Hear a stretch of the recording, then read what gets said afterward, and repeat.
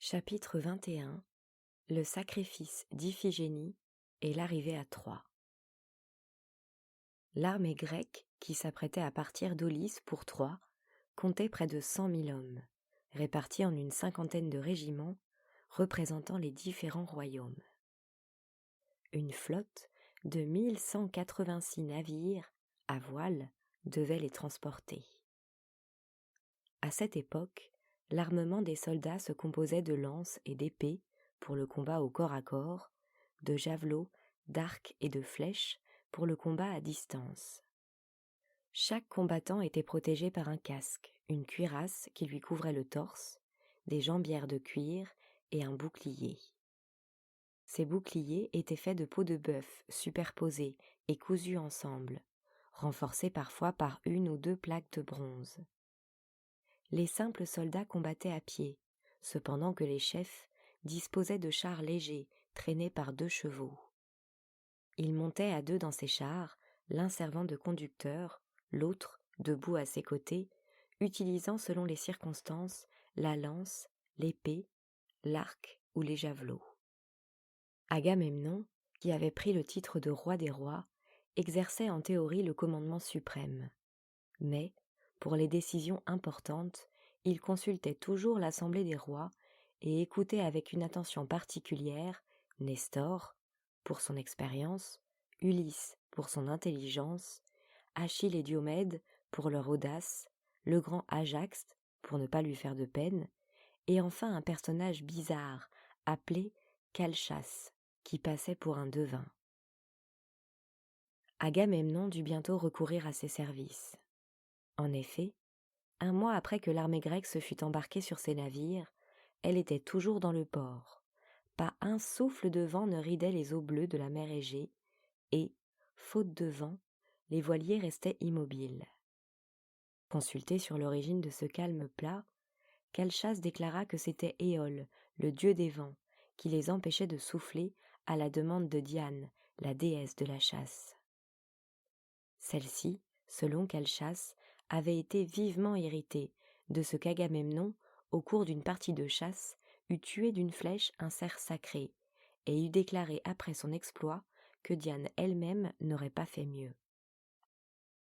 Pour le punir de ce double sacrilège, elle avait obtenu d'Éole qu'il empêcha le départ de la flotte grecque. « Comment puis-je apaiser la colère de Diane ?» demanda Agamemnon à Calchas. « Le seul moyen, répondit le devin, est de sacrifier à Diane ta propre fille, Iphigénie, âgée de 16 ans. » Agamemnon refusa d'abord tout net. Mais les autres rois grecs, lassés d'attendre en vain que se levât la brise, lui firent comprendre que, s'il ne suivait pas le conseil de Calchas, ils retourneraient chez eux et le laisseraient se débrouiller tout seul. Agamemnon feignit alors de s'incliner. « Je veux bien, dit-il, envoyer un messager chercher ma fille, mais sa mère, Clytemnestre, se méfiera et ne la laissera jamais partir. » Clytemnestre, l'épouse d'Agamemnon, était la sœur de la belle Hélène, ou plutôt sa demi-sœur. Elles avaient en effet la même mère, Léda. Mais, alors qu'Hélène avait été conçue par Jupiter, Clytemnestre était la vraie fille du roi Pindare, mari de Léda.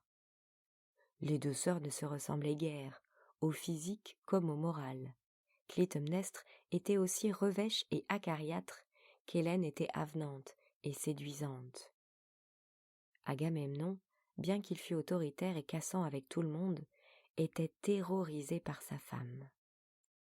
Pour une fois, cependant, il était enchanté de pouvoir arguer du mauvais caractère de Clytemnestre pour justifier son refus de faire venir sa fille. Malheureusement pour lui, Ulysse trouva vite une parade à cet argument. « Écris à Clytemnestre que tu as décidé de donner Iphigénie en mariage à Achille, et que la noce doit être célébrée avant notre départ. Elle sera ravie de donner à sa fille le plus beau parti de toute la Grèce. » « Mais que dira Achille s'il apprend que je me suis aussi servi de son nom ?» objecta Agamemnon. « Achille n'a pas besoin de le savoir, » répondit Ulysse. Agamemnon dut s'exécuter. Il envoya un messager à Clytemnestre, lui demandant de venir sans délai à Aulis, avec Iphigénie, pour marier celle-ci à Achille. 1 heure plus tard, cependant, alors que les rois s'étaient dispersés, Agamemnon, qui ne pouvait se résigner à sacrifier sa fille, faisait venir le plus fidèle de ses serviteurs et lui disait « Prends ton cheval, galope sans t'arrêter jusqu'à mon palais, demande à voir la reine Clytemnestre et dis-lui de ma part qu'elle ne tienne aucun compte du message que je viens de lui envoyer, mais qu'au contraire, sous aucun prétexte, elle ne vienne à Aulis avec Iphigénie. » Le serviteur part, à bride abattue. Mais il n'était pas encore sorti du camp qu'il rencontre Ménélas. « Où cours-tu si vite ?» lui demande celui-ci. « Je n'ai pas le droit de te le dire, » répond le serviteur embarrassé. Ménélas insiste, cajole, menace, et le serviteur finit par vendre la mèche. Ménélas court alors à la tente d'Agamemnon. Il accuse son frère de duplicité et de trahison. Agamemnon fait peine à voir. Les larmes aux yeux, il cherche à se justifier. « Ménélas, dit-il, tu sais combien je t'aime, et ce que j'ai déjà fait pour t'aider, mais comment peux-tu me demander d'envoyer ma propre fille à la mort ? Serais-tu prêt, toi, à sacrifier ta fille Hermione ?» Ménélas, ému, se laisse fléchir. Il ne se sent pas le droit de sacrifier la vie d'une innocente à son désir égoïste de retrouver Hélène et de se venger de Paris. « Tu as raison, dit-il. Je préfère renoncer à toute l'expédition plutôt que de commettre un tel crime. » C'est ainsi que la guerre de Troie faillit se terminer, avant même d'avoir commencé. Mais les dieux en avaient décidé autrement. La première personne que rencontrent Agamemnon et Ménélas en sortant de leur tente est Ulysse. Ils lui font part de leur intention d'annuler l'expédition. Ulysse s'indigne. « Quoi ? Vous nous avez fait quitter nos familles et nos royaumes, lever nos armées, affréter nos vaisseaux, et vous voulez maintenant nous congédier comme de vulgaires domestiques ? Si vous persistez dans cette intention, j'ameuterai l'armée entière contre vous. » Agamemnon comprend qu'il est inutile de discuter. « Tu as une langue de miel, » dit-il simplement à Ulysse, « mais ton cœur est de pierre. » Le lendemain, Clytemnestre et Iphigénie arrivent au camp sans méfiance. « Va te promener un moment, dit Agamemnon à sa fille. Il faut que je parle à ta mère. » Resté seul avec Clytemnestre, Agamemnon ne sait pas par où commencer. « Comment se fait-il que je n'ai vu nulle part les préparatifs du mariage ?» s'étonne Clytemnestre. « Et où donc se trouve l'autel où il doit être célébré ?» « Ce n'est pas un autel qui a été dressé, » répond Agamemnon, « mais un bûcher. » Et il lui dit tout. Clytemnestre s'indigne. Elle menace Agamemnon d'une vengeance implacable si jamais il met son projet à exécution. Pendant ce temps, des soldats se sont emparés d'Iphigénie et l'ont menée au bûcher, où elle doit être égorgée avant d'être brûlée. Mais Achille a enfin appris qu'on s'est servi de son nom pour attirer Iphigénie dans un guet-apens. Furieux, il court vers le lieu de l'exécution, se place devant Iphigénie, dégaine son épée et se déclare prêt à combattre l'armée grecque tout entière pour sauver la jeune fille. Telle est la terreur qu'inspire Achille, que nul, parmi les 100 000 Grecs qui l'entourent, n'ose faire le premier pas. Seul l'un d'eux, un nommé Thersiste, un ignoble personnage boiteux, voûté, au crâne dégarni et aux yeux chassieux, qui avait la réputation d'être à la fois le plus laid, le plus bavard, le plus grossier et le plus lâche de toute l'armée grecque, croit devoir se faire remarquer en insultant Achille. « Tu faisais moins le bravache quand, déguisé en femme, tu te cachais parmi les jeunes filles du pensionnat, » lui lance-t-il.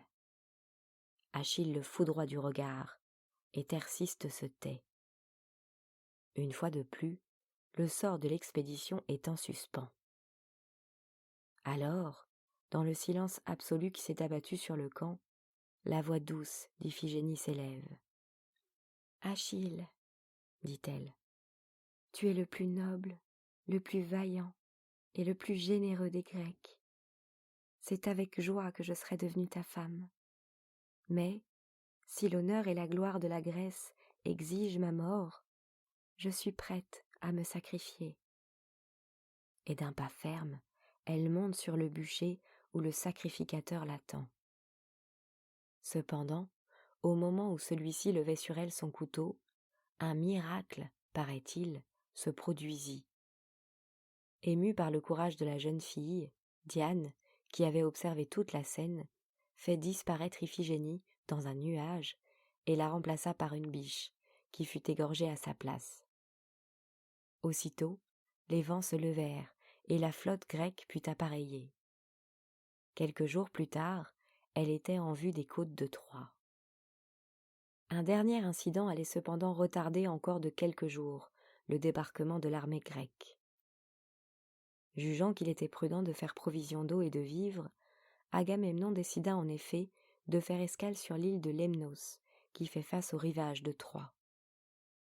Or, à peine les Grecs avaient-ils mis le pied sur cette île qu'un prince, nommé Philoctète, fut mordu au pied par une vipère. Comme vous le savez, ce prince avait été dans sa jeunesse l'ami intime d'Hercule. Au moment de mourir, Hercule lui avait légué son arc et ses flèches. L'arc d'Hercule, dont Philoctète était seul à savoir se servir, était d'une puissance et d'une précision exceptionnelles.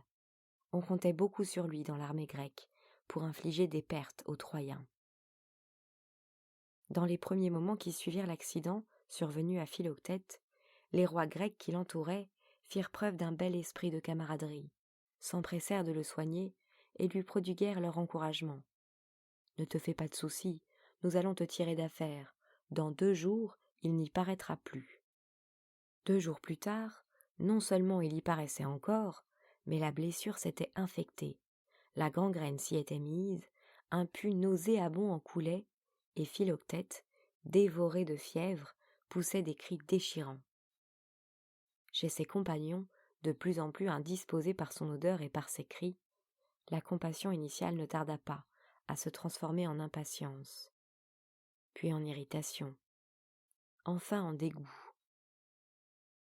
Une nouvelle fois, Ulysse donna la preuve de sa dureté de cœur, en suggérant à Agamemnon de profiter de la nuit pour réembarquer furtivement avec toute l'armée, en abandonnant Philoctète à son triste sort. Ménélas tenta bien d'intercéder en sa faveur, en faisant valoir que Philoctète risquait de mourir de faim. Mais Ulysse lui répondit qu'avec son arc et ses flèches, l'héritier d'Hercule pourrait facilement se procurer du gibier. C'est donc sans Philoctète que l'armée grecque se réembarqua, et que, quelques heures plus tard, elle aborda au rivage de Troie. Depuis le début du voyage, chacun dans l'armée se demandait avec une vive curiosité et une certaine angoisse quel serait le premier Grec à débarquer des navires. Le devin Calchas avait en effet prédit que le premier qui poserait le pied sur le rivage serait aussi le premier à mourir. Lorsque les navires s'échouèrent sur le sable, il n'y eut aucune bousculade pour en descendre. Chacun paraissait s'affairer lentement, à chercher un casque égaré, à resserrer une courroie de sa cuirasse ou à rajuster ses jambières. Enfin, un homme sauta à terre. Il s'appelait Protésilas et s'était marié la veille seulement du départ de l'armée pour Troie. À peine avait-il touché le sol qu'une flèche, tirée par une sentinelle troyenne, lui transperçait la gorge. Quelques instants plus tard, il était mort. Les Grecs furent vivement impressionnés par l'abnégation de Protésilas qui, en pleine connaissance de cause, avait fait le sacrifice de sa vie et quitté pour toujours sa jeune épouse. Après avoir débarqué à leur tour et tiré leurs navires sur le sable en les calant à l'aide de grosses pierres, ils firent à Protésilas de grandioses funérailles. Ils allaient bientôt comprendre les raisons secrètes de son héroïsme. En arrivant aux enfers, l'âme de Protésilas est accueillie par Pluton lui-même, qui était déjà au courant des circonstances de sa mort. En témoignage de mon admiration, et à titre tout à fait exceptionnel, lui déclare Pluton, j'ai décidé de te rendre la vie, tu peux retourner chez ta femme. Protésilas remercie poliment Pluton et prend congé de lui. Le lendemain, à la même heure, il revenait frapper à la porte des enfers. « Que veux-tu » lui demande Pluton, un peu surpris. « Après une 12e journée avec ma femme, lui répond Protésilas, ma résolution cette fois est définitive. Je préfère les enfers. » À peine Protésilas avait-il été tué que les Grecs, libérés de leur complexe, débarquaient en masse sur le rivage. Parmi eux, le plus impatient d'en découdre était le divin Achille. Il rêvait de se couvrir de gloire, dès le premier jour de la guerre, aux dépens d'un chef troyen de haut rang. Négligeant le menu fretin qui s'offrait à ses coups, il se met donc à la recherche du commandant du détachement troyen qui était de garde, ce jour-là, sur la plage. Il ne tarde pas à le trouver. C'était un prince, nommé Cycnos, fils naturel de Neptune, allié des Troyens, mais non troyen lui-même.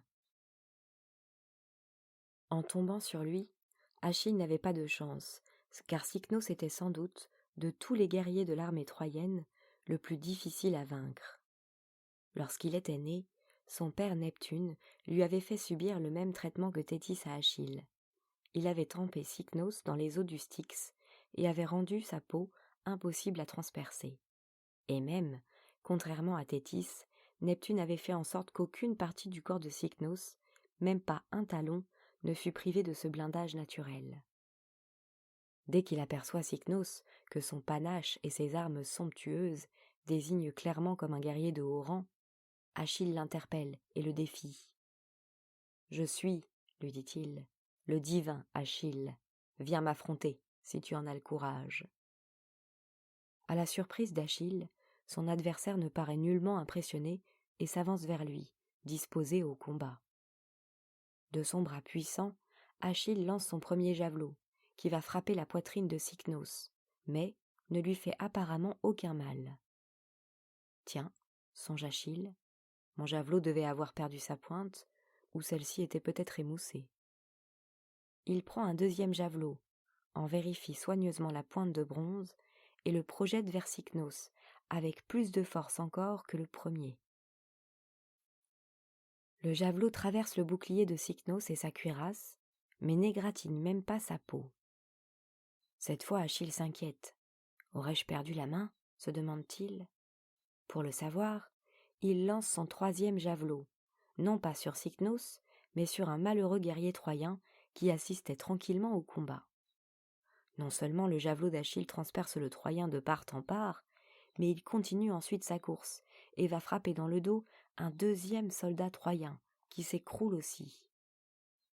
Rassuré sur sa forme physique, Achille va ramasser ce troisième javelot et le lance sur Cycnos, qui, depuis le début du combat, se contentait de regarder son adversaire en ricanant et qui, cette fois, ne prend même pas la peine de se protéger de son bouclier. Le javelot d'Achille atteint l'épaule de Cycnos et rebondit sur elle comme sur un mur de pierre. Achille croit cependant voir une tache de sang sur l'épaule de Cycnos et commence à s'en réjouir. Mais il s'aperçoit bientôt qu'il s'agit seulement du sang laissé sur la pointe du javelot par les 2 soldats troyens qu'il vient de tuer. Cette fois, Achille comprend que ses armes habituelles ne lui serviront à rien contre cet adversaire singulier. Il se rue alors sur Cycnos, lui frappe la tête à coups de poing pour l'étourdir, le jette à plat ventre sur le sol, s'assied sur son dos et l'étrangle avec la jugulaire de son propre casque. Nestor, qui assistait au combat, remarque sentencieusement. La mort de Cycnos prouve qu'aucun homme n'est tout à fait invulnérable. Achille, triomphant, se relève, sans prêter attention à cette observation prophétique. Au moment où l'armée grecque avait débarqué, un épais brouillard matinal couvrait encore la plage. Lorsqu'il se dissipa, une masse énorme apparut peu à peu au regard des Grecs. C'étaient les formidables remparts de Troie, construits jadis par Apollon et Neptune. Agamemnon comprit aussitôt que ses troupes ne pourraient jamais les prendre d'assaut. La seule solution, conclut-il, est d'assiéger la ville jusqu'à ce que ses habitants affamés soient contraints de se rendre. Il ignorait que les greniers de Troie contenaient assez de vivres pour soutenir un siège de 20 ans et qu'en outre, Abritée derrière ses murailles, l'armée troyenne était aussi puissante que l'armée grecque. Elle était commandée par Hector, fils aîné de Priam. Vous vous souvenez peut-être qu'Hector était, à sa naissance, un robuste bébé, et qu'un oracle avait prédit qu'il serait la gloire de son pays, et ne serait jamais vaincu tant que le fleuve Xanthe, qui coulait dans la plaine de Troie, ne sortirait pas de son lit. 30 années avaient passé depuis lors, et Hector était devenu un colosse. Doté d'une stature impressionnante, il avait acquis une force exceptionnelle grâce à un système d'entraînement inventé quelque temps auparavant par un Grec. Bien que celui-ci n'ait rien à voir avec la guerre de Troie, je ne peux résister à la tentation de vous raconter son histoire, avant d'en revenir à Hector. Milone de Crotone, âgé d'une vingtaine d'années, s'était mis en tête d'obtenir un triomphe aux Jeux olympiques. Pour développer sa vigueur naturelle déjà grande, il eut un jour l'idée de parcourir au pas de course une assez longue distance en portant sur ses épaules un jeune veau. L'exercice, lui ayant paru salutaire, il décida de le répéter les jours suivants avec le même animal. Au début, la tâche était facile, le veau ne pesant qu'une dizaine de kilos. Chaque jour cependant, son poids augmentait un peu, bien que la différence avec la veille fût imperceptible. C'est ainsi que, progressivement, et sans même s'en apercevoir, Milone portait un fardeau de plus en plus lourd. 3 ans plus tard, c'est un taureau de 400 kilos qu'il portait sans effort. Milone se présenta alors aux Olympiades et fit le tour de la piste avec le taureau sur ses épaules, aux applaudissements de la foule. Après quoi, il tua l'animal d'un coup de poing et le mangea en 3 jours. Pendant plusieurs années, il resta le meilleur athlète de Grèce, mais jour après jour, il vieillissait insensiblement comme le taureau avait grossi, c'est-à-dire sans qu'il s'en aperçût. À l'âge de 50 ans, il se croyait toujours aussi fort. Un jour, se promenant dans une forêt, il vit des bûcherons occupés à fendre un chêne. Malgré les coins qu'ils y avaient introduits, le tronc se refusait à éclater. « Je vais vous aider, dit Milone. » Il glisse ses mains dans la fente, dans l'intention d'écarter l'une de l'autre les 2 parties du tronc, et ordonne qu'on retire les coins. Le tronc se referme alors sur ses doigts et les emprisonne. Tous les efforts pour le dégager sont vains. La nuit venue, les bûcherons l'abandonnent. Épuisé, Milone meurt, dévoré par les loups. Instruit par cette expérience, Hector avait adopté un système d'entraînement analogue à celui de Milone, tout en se promettant de ne pas commettre ensuite la même erreur. À chaque printemps, il allait s'entraîner au lancer du poids dans un champ de citrouilles. Au début, les citrouilles qu'il ramassait étaient de la grosseur d'une pomme, et il les lançait aisément à 50 mètres. Peu à peu, elles grossissaient jusqu'à atteindre 10 kilos. Mais, grâce à son entraînement régulier, Hector s'apercevait à peine de la différence. À 30 ans, il était devenu le guerrier le plus fort de Troie. Au surplus, il était courageux, généreux et plein de bon sens. Il était donc adoré des Troyens. Depuis qu'il commandait leur armée, le Xanthe n'était jamais sorti de son lit et Hector était resté invaincu. Ce n'est pourtant pas sans inquiétude qu'il vit débarquer sur le rivage l'armée grecque, au milieu de laquelle il pouvait voir briller, au soleil levant, le casque, la cuirasse et le bouclier d'Achille, ce guerrier redoutable entre tous. Hector n'était pas le seul à regarder cette armée. Du haut de l'Olympe, les dieux eux aussi étaient attentifs. Depuis 1 mois, 2 camps opposés s'étaient formés parmi eux.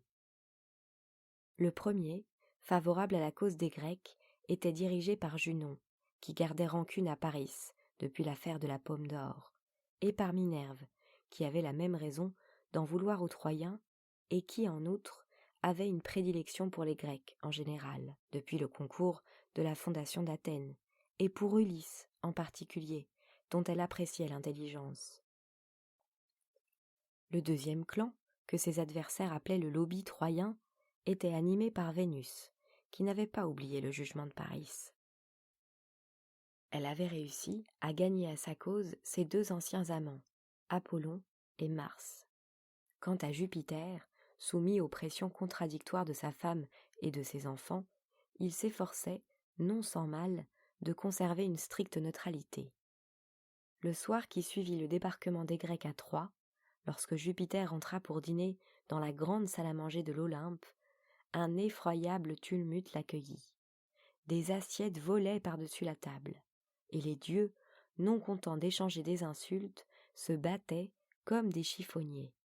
« Ça y est, pensa Jupiter, on en a encore parlé. » Tapant du poing sur la table, il rétablit le silence et déclara aux dieux que la guerre de Troie était une affaire purement humaine à laquelle il leur interdisait formellement de se mêler.